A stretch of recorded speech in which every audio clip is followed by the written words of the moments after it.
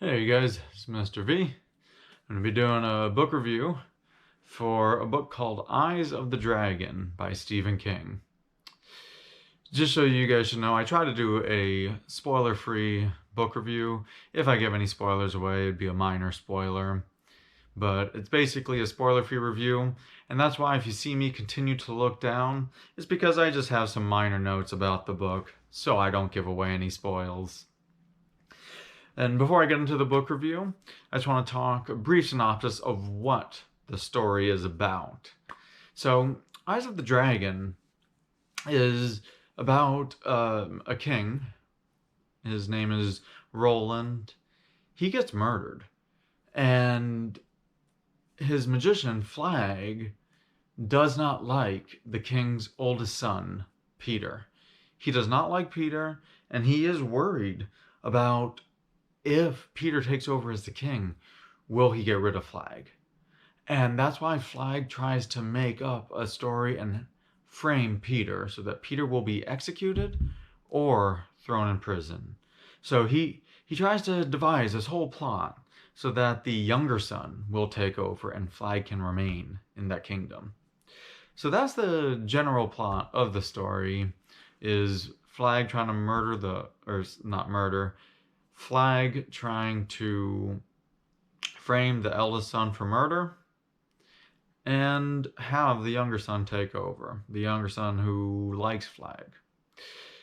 And the eldest son has to show his innocence and hope that the town will believe in his innocence.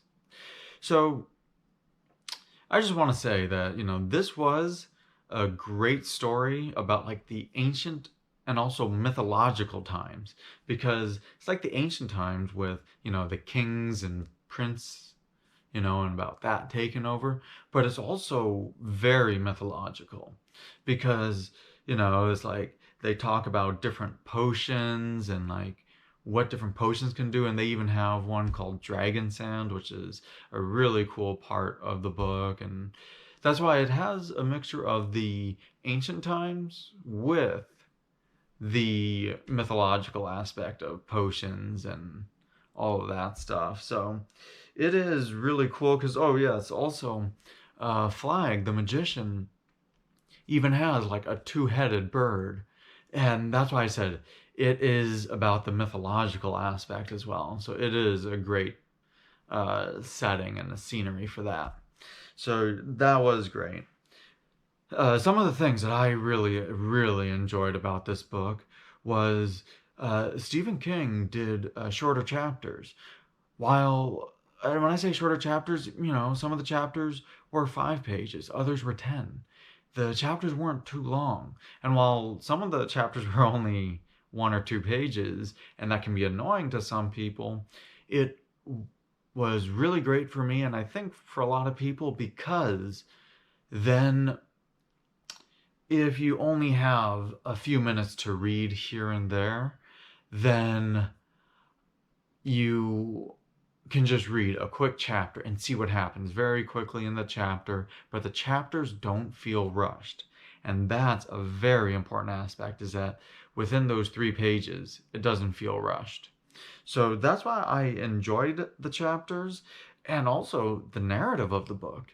The narrative of the book was really cool because while he sets the scenery, it's almost like the book is almost like someone just went out to lunch with you and just told you about the story, because in the book, the supposed narrator, whoever's narrating it to you, is kind of sometimes giving their opinion about, oh, this person did this, or this person did this for this reason.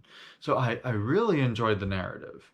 It just showed what happens at different points of the book, but the fictional narrator tells you his opinion, and then you make your decision about if it's true or not and what your opinion is. So I really enjoyed that aspect. Another part that I felt he did great was Stephen King does amazingly at knowing human psychology.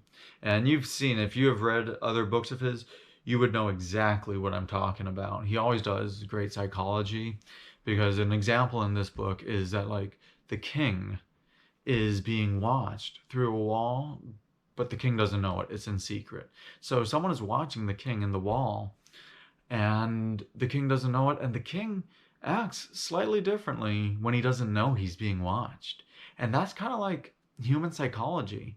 People don't know when they're not being, or if they don't know they're being watched, they act slightly differently. And it's not in a grotesque or weird way, but they just act differently. A good example would be if you're not being washed and you just spill a little bit of milk or orange juice just for a second, you would quickly grab a napkin and just wipe it up. But if you have, someone around, you would wipe it up quickly, and then you would most likely bring the cleaning spray out, like a Windex, to spray it. When sometimes, when no one's around, you may not do that. And that's kind of the human psychology of it. And it's kind of cool because it makes it feel very real. And another part about the human psychology is what people will do for power. There's a lot that people will do for power.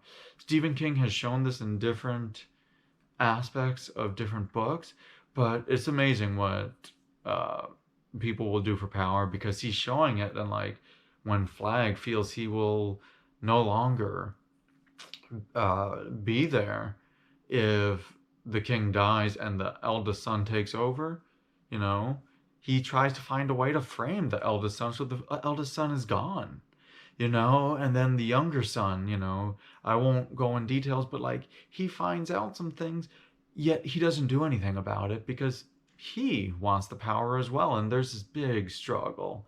So what people will do for power is quite amazing. So, and he talks about that. Another thing that I thought was really good was that the end was really good, and because it makes you want more. This book was originally published, I think, in the mid 80s, and then it got officially published in the late 80s, mass market production. But, I actually thought that it just had a great ending. It wrapped it up nicely, and it made you want more. It made you want to think, okay, what's going to happen now? Or if something's not going to happen, what happened before this? Like, when I'm reading the Dark Tower series right now, Stephen King does like what is going to continue to happen, but he also talks about what happened before the Dark Tower even started. This book, the ending makes you want more, and that's always an amazing aspect of a book. And I just thought the end wrapped it up very nicely. And there was no sequels to this. I wish there would be, but um, again, the end just kind of wraps everything up nicely to where it makes you want to read more. And this is about a 400-page book, so it still is a very long book, or a decent sized book for Stephen King standards, but it wraps it up very nicely to where you can see it's basically a solid book throughout the whole book, because I haven't really said anything negative about the book. It's just a very solid book in that the plot is great. The characters are great. He does just the right amount of character development. So the characters are great. The scenery, super cool. And he wraps it up nicely.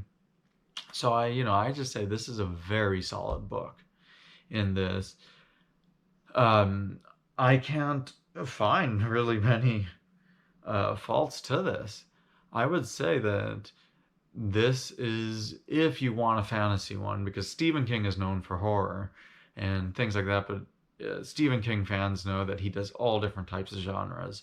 But that if you want to start out with a book, or if you want to read a second or third book, especially a fantasy book, because this does not have horror in it, that this would be a great introduction to Stephen King, so you can see how he does everything without getting a book that's too long and all of that aspect, because this is the right size, and it is just a great fantasy book.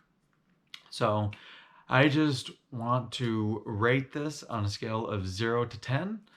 I put 0 as absolutely horrible. I put 5 as an average, and 10 as phenomenal. Very few books make it to the 10 category, just as very few make it to the 0 category. But again, it's 0 is horrible, 5 is average, 10 is phenomenal. I would rate this book a 7 to maybe a 7.25 or 7.5. I would rate this between a 7 and a 7.5 just because it was a very solid book throughout, and 7 is pretty high in my rankings. It's not easy to get to 7 because, again, a 5 is average, but I would rate it about a 7 because there wasn't many faults. It just didn't super uh, craziness like some of his other books. It wasn't super craziness to where that's why it's not rated higher than a 7, but a 7 is still very high by my standards. So I would recommend this book, Eyes of the Dragon. And I would recommend it for anybody because this is a great introduction, especially if you want to do fantasy, but also for those who are reading the Dark Tower series. This is a great book. Some people say read it before, some people say read it in the middle. I just read it right after book 4, and this is a great book. You can, if you're reading the Dark Tower series, you know the names already, but this would be a great for someone that's not reading it or someone that's reading it. So again, 0 is horrible, 5 is average, 10 is phenomenal. I would rate this book a solid 7. Maybe as high as a 7.5, but I'm looking more as like a 7 type of book. So if you have any disagreements or you have any comments about this, please comment below. I hope you click the subscribe button so you can continue to see my book reviews. But this is Mr. V. Thank you for watching this book review.